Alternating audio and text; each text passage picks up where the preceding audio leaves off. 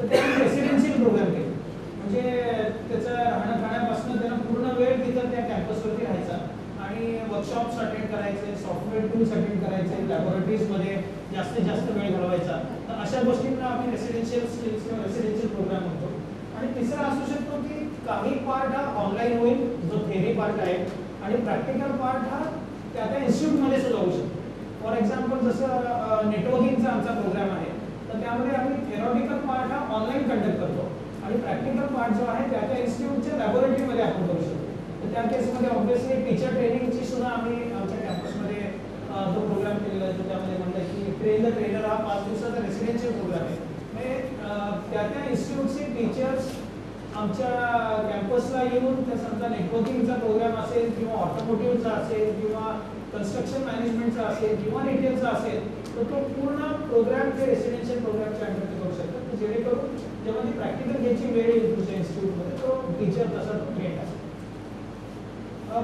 Programme completion duration जे आहे ते 3 दिवस ते 4 महिने. म्हणजे काय काय प्रोग्राम, फॉर एक्झाम्पल जे टीचर्सचे प्रोग्राम आहे, आम्हाला त्याला इतका चांगला म्हणजे प्रतिसाद मिळतोय की एक साधारण आम्ही 16-17 तासाचा ऑन द जॉब टाईप तो प्रोग्राम आहे, जेणेकरून एक 10 ते 12 टेक्नॉलॉजी टूल्स आम्ही टीचर्सना त्यांच्याकडनं करून घेतो. काय होतं की आपल्याकडे तो असा समज असतो की ICT टीचरना वापरायचं कॉलेजेसमध्ये, पण याचा अर्थ असा नाही की त्या टीचरला सॉफ्टवेअर किंवा टेक्नॉलॉजी आली पाहिजे, कारण तो आपला तो भाग नाही, तो आपला पिंड नाही.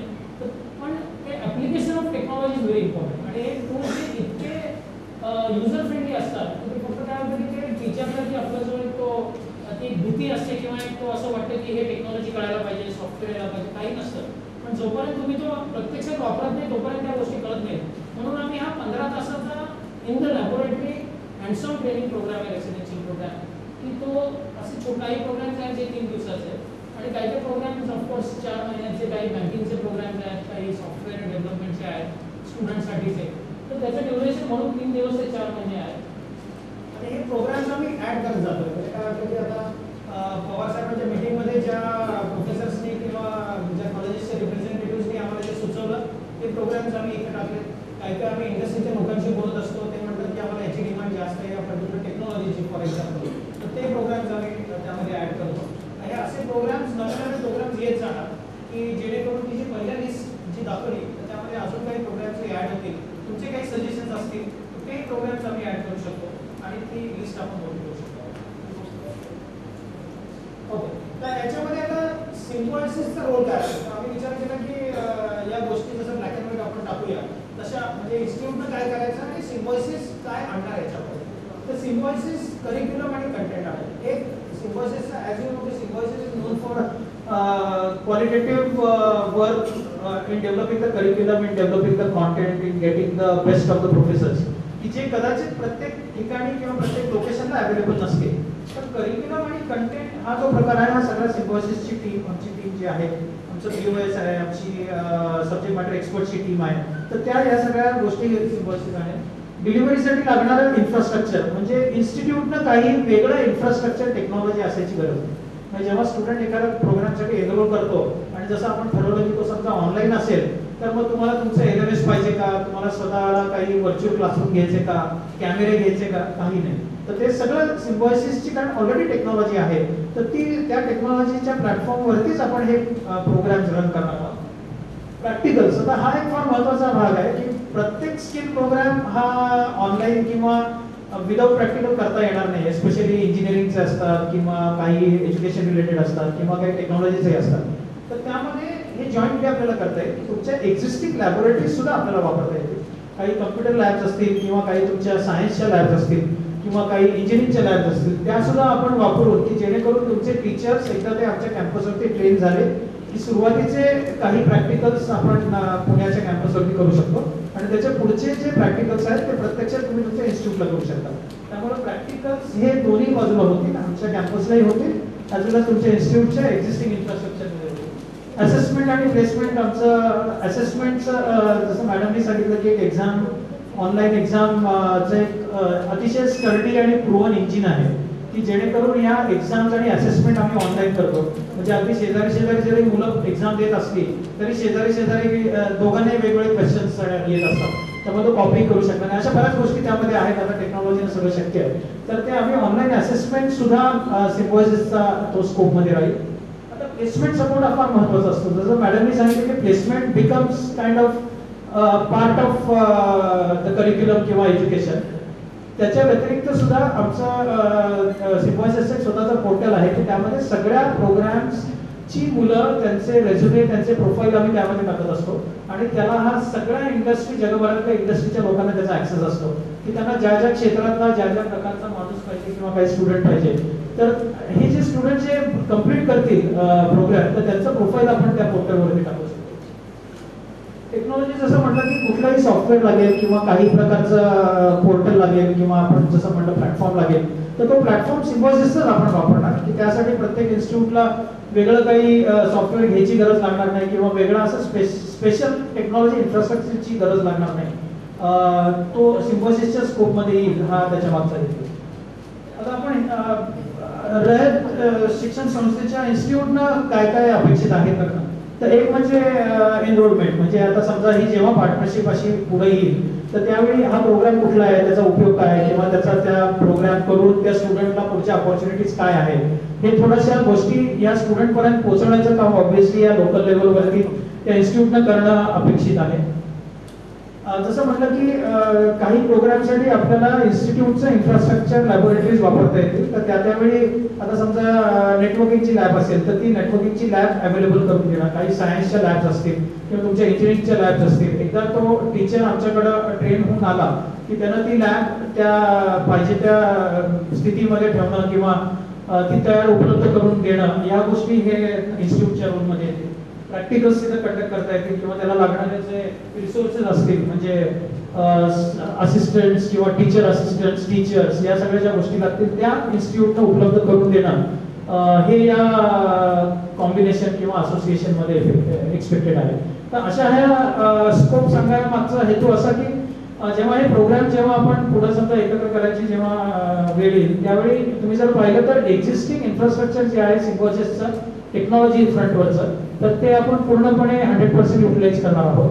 त्यामुळे इन्स्टिट्यूटनं एक्झिस्टिंग लॅब्स एक्झिस्टिंग त्यांचं कम्प्युटर लॅब्स असतील आणि एक्झिस्टिंग मॅनपॉवर रिसोर्सेस किंवा टीचर्स की ज्याचं ट्रेनिंग हे सिम्पोसिसच्या पुण्याच्या कॅम्पसमध्ये होईल आणि काही प्रॅक्टिकल्स किंवा काही स्किल प्रोग्राम्स किंवा काही मेंटॉरिंग हे त्या इन्स्टिट्यूट लेवलला करता येतील की जेणेकरून हे सिनर्जीज आपल्याला इन्स्टिट्यूट रयतचे इन्स्टिट्यूट आणि सिम्पोसिस स्किल युनिव्हर्सिटी या दोन्ही आपल्याला चांगल्या प्रकारे लेव्हरेज करता येतील.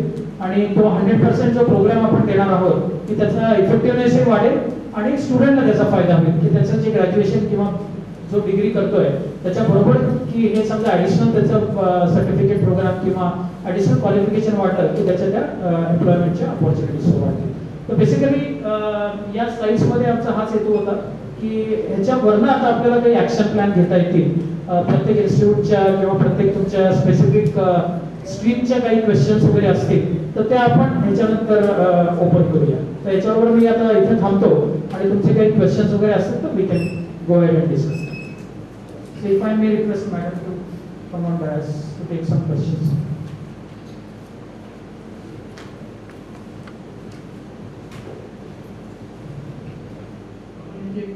चार भाग करूया, 5 भाग मिळतात चालेल.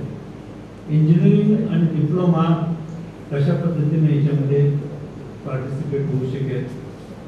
कॉमर्सचा विभाग विशेषतः डीजी कशा पद्धतीनं, सायन्सच्या कशा पद्धतीनं, आर्ट्ससाठी काही आहे का आणि आपल्याकडे काही टीचर्स आपण पाठवू शकतो का एज्युकेशनच्या संदर्भामध्ये आपल्याला.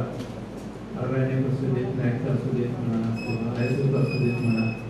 पण आपण कशा पद्धतीनं तुमची कॉलेजेस जसं परवा आपण तुम्हाला याच्याबरोबर DVC बरोबर जो आपण DSC फॅसिलिटी सेंटर उभं केलं किंवा जैन बरोबर आपण नॅशनल ॲक्रेडिटेड लॅब्स उभ्या केल्या किंवा फली बरोबर ॲग्री स्कूल्स उभी केली. त्या टाईपमध्ये तुमच्यापैकी आपल्या 42 इन्स्टिट्यूट कशा कुठं पार्टिसिपेशन होऊ शकतील आणि त्या दृष्टीनं तुमच्या काही शंका असतील तर त्याची फायनान्शियल पोझिशन नंतर बघू आपण. पण अगोदर आपण काय आपल्या तुमच्या परिसरातील तुमच्या कॉलेजमधील मुलांना त्याचा बेनिफिट कसा होऊ शकेल किंवा ते करत असताना तुम्हाला आणखीन काही क्लॅरिफिकेशन पाहिजे असतील तर मग त्यांच्याकडून आपल्याला घेता येतील तुम्हाला. आजची ही पहिली मीटिंग आहे. त्याच्यानंतर आपण काही कॉलेजेस काही कोर्सेस डिफाईन करू आणि मग त्याच्यानंतर तुम्ही तुमचे कोऑर्डिनेटर आणि यांचे एक्सपर्टीज म्हणून परत जसं आपण बीबीसीचं केलं जेएनचं केलं त्या टाईपमध्ये आणखीन एखाद दुसरी मीटिंग आपली होईल. त्यामुळे प्रथम आज आपल्याला आणखीन हे समजून घ्यायचं असेल तर तुम्ही आज आणि चांगल्या पद्धतीने केलं मागच्या मीटिंगपेक्षा. स्पेसिफिक त्यांनी रेसाठी आपल्यासाठी हा प्लॅन आणला म्हटलं तरी चालेल. आपल्याकडे ह्या सगळ्या फॅसिलिटीज आहेत फॅकल्टीज आहेत त्याच्यामध्ये आपण काय करू शकतो. त्यामुळे इंडिव्हिज्युअली तुम्ही त्या त्या विभागाचं जरी विचारलं तरी चालेल. मॅडम माझा पहिला प्रश्न असा असेल की आपण फॅकल्टी वाईज स्किल शॉर्टलिस्ट केली असतील. फॉर एक्झाम्पल आर्ट्सचे सब्जेक्ट्स, कॉमर्सचे सब्जेक्ट आणि सायन्सचे सब्जेक्ट. तर सायन्सचा विचार केला तर आमच्याकडे जवळजवळ एक 18 विषय असे असतात की सायन्स फॅकल्टीमध्ये येतात. फिजिक्स आहे, केमिस्ट्री आहे, एक 18 ते 20 विषयांची लिस्ट असते. हे सब्जेक्ट वाईज स्किल आपण एकाची जसं लिस्टिंग केले आणि फॉर एक्झाम्पल BSc केमिस्ट्री झालेल्या मुलाला काय स्किल बेसिस गरज आहे किंवा BSc मॅथमॅटिक्स झालेल्या मुलाला काय स्किलची गरज आहे तसं बॉटनी जू असं लिस्टिंग असं स्पेसिफिकेशन असं पार्टिसिपेशन आपण केलं किंवा तसा इंडस्ट्रीचा सर्वे आपला कसा आहे. मी म्हटलं तसं की मी करणं महत्त्वाचं नाही. ऍक्च्युली इंडस्ट्रीने आपल्याला सांगणं गरजेचं आहे. आपण ज्या इंडस्ट्रीच्या बरोबर ग्रुप केलेला आहे त्यांनी आपल्याला काय सजेस्ट केलं. हां, तर अशा प्रकारच्या ज्याच्यामध्ये सायन्स स्ट्रीममध्ये फार्मा सेक्टरशी जो आमचा टायअप आहे फार्मास्युटिकल कंपनीची त्याच्यातनं डेफिनेटली काही कोर्सेस म्हणायचे स्किल्सची रिक्वायरमेंट पुढे आलेली आहे तर ती आम्ही तुमच्याशी शेअर करू शकतो. म्हणजे आपण जे सगळे सांगितले ते बेसिक्स केलं स्टार्टिंग फ्रॉम कारपेंटरिंग ते इंजिनिअरिंगशी रिलेटेड झाले. जे सायन्स स्ट्रीमची आहे ते मी म्हटलं की ह्याच्याचा जो सेक्टर आहे तो आपण ज्या फार्मा सेक्टरच्या कंपन्यांशी जे बोलतो तर त्याच्याशी रिलेटेड स्किल्स आपण तुम्हाला सांगू शकतो. पण सब्जेक्ट वाईज स्किल्स मी डिफाईन करणं योग्य नाही आहे कारण का इंडस्ट्री केलेलं आहे. नॅशनल स्किल डेव्हलपमेंट कॉर्पोरेशन त्यांचे काही स्किल फॅकल्टी वाईज स्पेसिफाय केलेले सेक्टर वाईज केले फॅकल्टी वाईज नाही केले. म्हणजे फिजिक्सची सेक्टर त्या सेक्टर फॅकल्टीवरती टाकलेले म्हणजे आपण ते फिजिक्सची सेक्टर स्किल काउन्सिल नाहीये, केमिस्ट्री या विषयाची नाही. कारण काय सायन्स म्हणून केली सायन्सची पण नाही. त्याच्यात सेक्टर म्हणजे industrial sector wise skill sector skill council म्हणजे बायोटेक्नॉलॉजीची असेल, बायोमेडिकलची असेल, फार्माची असेल, इंजिनिअरिंगची नसून ऑटोमोबाईलची असेल, मॅन्युफॅक्चरिंगची असेल, रिटेलची असेल. आता मॅनेजमेंटची नाही.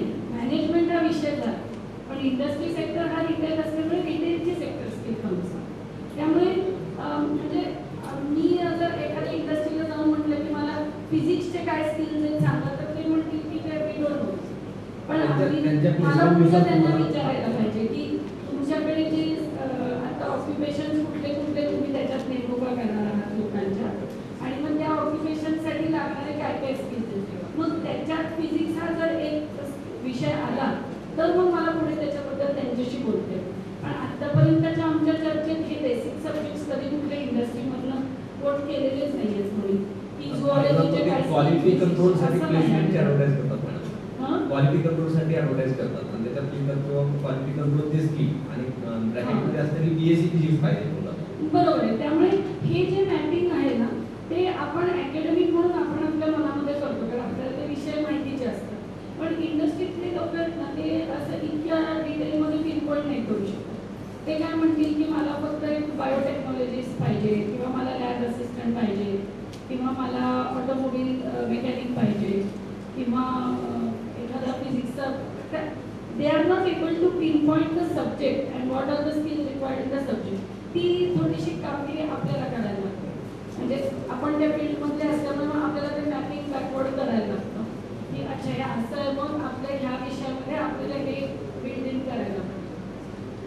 तेवढं म्हणजे त्या लेवलचं इन्व्हॉल्वमेंट इंडस्ट्री करत नाही त्यांच्याकडे तेवढा वेळ नसतो. म्हणून मी मगाशी म्हटलं तसं की आपल्याला आम्ही काय करतो इंडस्ट्रीला सांगतो की तुमच्याकडे काही रिप्रेझेंटेटिव्ह आम्हाला द्या ते थोडा वेळ काढतील आणि मग त्यांना आपण आपल्या बोर्ड ऑफ स्टडीजवर वगैरे घेऊन मग हा पुढचा टप्पा करायला लागतो की आमच्याकडे हा सब्जेक्ट आहे त्याच्यात आपल्याला काय स्किल डेव्हलप करता येईल. मग थोडंसं ते त्या कॉन्व्हर्सेशनला पुढे वाटचाल काही होईल. हे जे आता आपल्याला काही मॅक्झिमम कोर्सेस हे डिस्टन्स मोडमधून आणता येतील, म्हणजे सॅटर्डे संडेला आपल्याला हो, घेता येईल. पण ते करण्यामागे माझा हेतू नंबर बेसिंग नाही.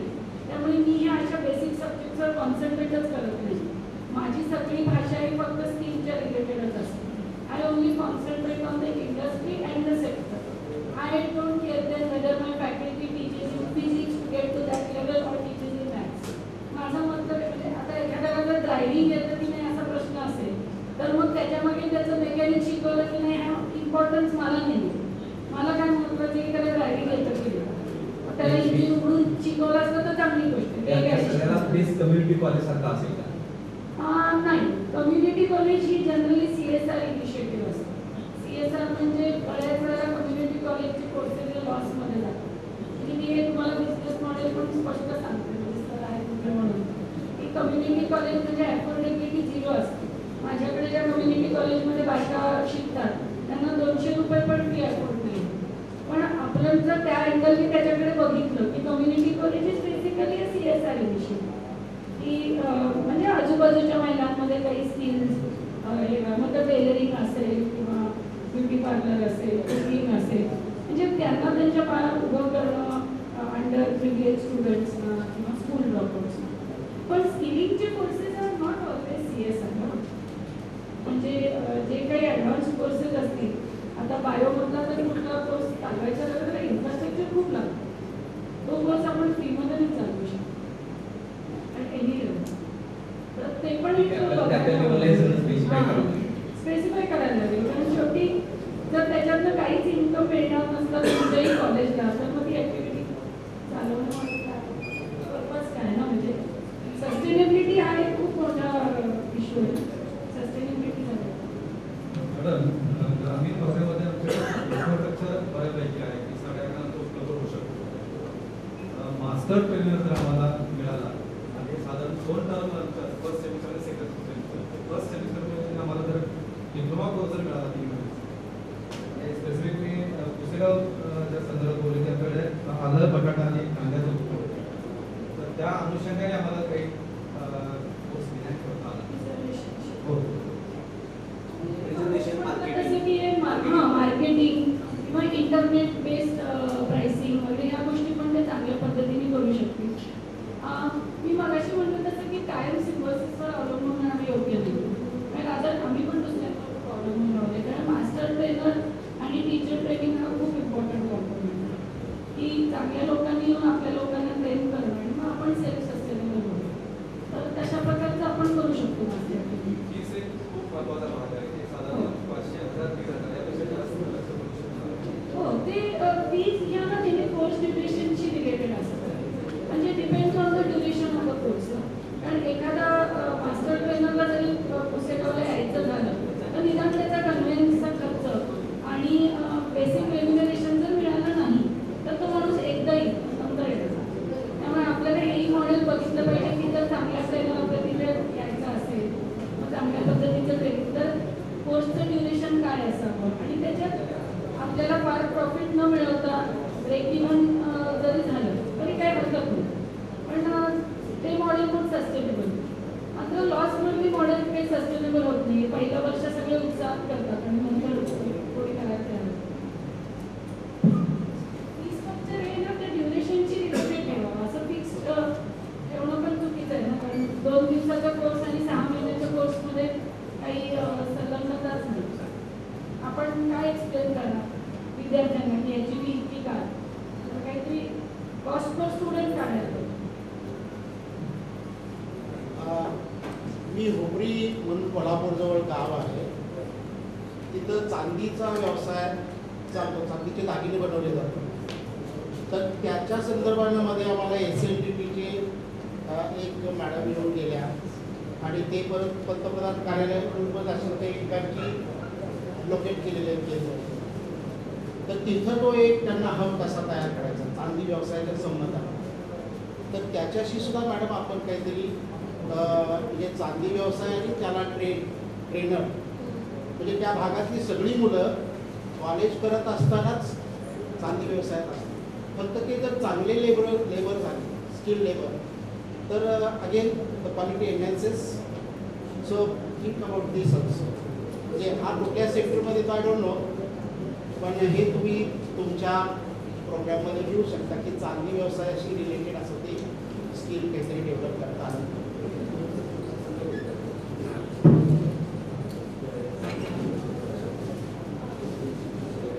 एक छोटासा प्रश्न माझ्या दृष्टीने वेगळा होता. सेटेलाईट सेंटर जर आमच्या इथे सुरू करायचं असेल आम्हाला, तर ट्रेनर्सची त्याच्यासाठी गरज लागणार. मास्टर ट्रेनर एक तयार करावं लागेल किंवा लोकल ट्रेनर्स तयार करावं लागेल. याच्यामध्ये is there any specific requirement for the qualification for this trainers, or can I employ the skilled people who might have not learned up to 10th standard even? असे लोक आम्ही ट्रेनर म्हणून employ करणं अपेक्षित आहे का, किंवा करू शकतो का? आणि याच्यासाठी जेव्हा युनिव्हर्सिटी कोलॅबोरेशन होणार त्यावेळेला ऑब्व्हियसली येणारे प्रश्न जे आहेत, युनिव्हर्सिटी सर्टिफिकेशन अशा कोर्सेसला जर होत असेल तर त्याच्यासाठी जर युनिव्हर्सिटीकडून काही नियम रिक्वायरमेंट असतील का, की ट्रेनर अशा पद्धतीने पाहिजे किंवा स्किल सेट त्याचे रेग्युलेशन होण्यासाठीचे काही रिक्वायरमेंट्स आहेत? ऍक्च्युली स्किल ट्रेनिंगच्या जगामध्ये क्वालिफाईड असा शब्द वापरणं थोडंसं गमतीशीरच आहे. कारण क्वालिफाईड मग ते UGCच्या नियमाप्रमाणे मग त्या स्केलमध्ये, तर तसं काही न करता जर ते स्किलिंग इफेक्टिव्ह व्हायचं असेल तर ट्रेनच पाहिजे. म्हणजे आता आपण फुलाचा आता मला गुच्छ दिला तर तो कोण चांगला बनवू शकेल, जसं